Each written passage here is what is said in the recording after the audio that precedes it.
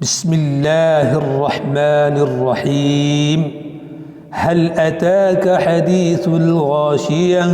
وجوه يومئذ خاشعة عاملة ناصبة تصلى نارا حامية تسقى من عين آنية ليس لهم طعام إلا من ضريع لا يسمن ولا يغني من جوع.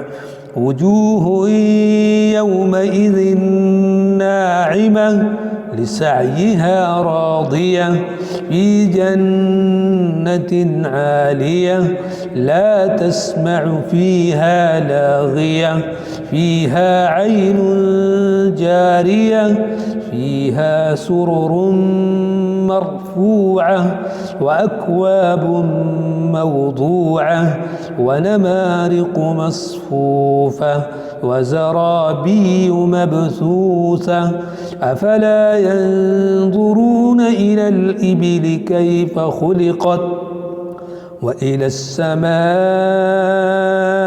كيف رفعت وإلى الجبال كيف نصبت وإلى الأرض كيف سطحت فذكر إنما أنت مذكر لست عليهم بمسيطر إلا من تولى وكفر فيعذبه الله العذاب الأكبر إن إلينا إيابهم ثم إن علينا حسابهم.